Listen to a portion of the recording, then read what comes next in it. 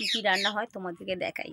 তো তোমাদের দেখাই, মূলোর শাক হবে, মূলো দিয়ে ডাল হবে, আর বেগুন ভাজা হবে, আলু মাখা হবে। চলো দেখতে থাকো, সঙ্গে থাকো। হয়ে গেল। এই মূলোটা কি বেরিয়ে যায়, মূলোটা খাই কেউ চাই না, যাই হোক সাইড করে রাখবো। চলো কাটাটা হোক, তারপর কমপ্লিট করবো, মূলো ডাল দিয়ে করবো, তোমাদের দেখাবো। সব কাটা হয়ে গেছে, মূলো শাকটাও ভাজতে বসিয়ে দেবো। বাইরে থেকে ঘুরে রান্নাতে তোমাদের আগে দেখেছি কী কী সবজি। চলো বাজবো, তোমাদের দেখাই। সিম্পল রান্না। মটর ডাল সিদ্ধ হয়ে গেছে, আর এই মূলো আর এই বেগুন ভাজা, আলু সিদ্ধ করতে দেবো, আর এদিকে মূলো শাক হয়েছে। চলো পুরোপুরি রান্নাটা হয়ে যাক, তোমাদেরকে দেখাচ্ছি।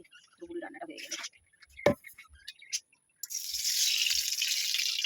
আমি না বেগুনটা মূলোর মধ্যেই হলুদ মাখিয়ে নিলাম, নিয়ে এবার বেগুনটা ছেড়ে দেবো, তেল দিয়ে বেশি করা, এবার সব একে একে সব ছেড়ে দেবো। দিলাম, চলো ভাজা হোক ততক্ষণ। চলো ভাজা। মটর ডাল মূলো দিয়ে অনেক দিন বাদে করছি। মূলো দিয়ে মটর ডালটা খুব ভালো হয়, মূলো ভাজাও ভালো লাগে।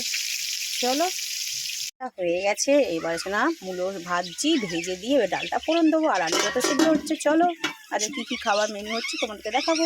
সিম্পল খাবার, আবার বলছি। চিনি দেবো একটু,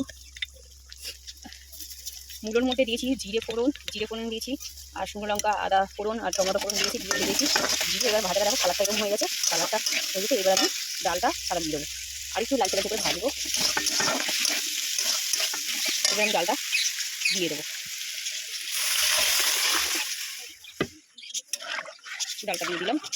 চলো রান্না হয়ে গেছে। এই আমার বরের খাবার গুছিয়ে দিলাম, তোমার দাদাভাইদের খাবার, আর এটা হলো আমার ছেলের খাবার।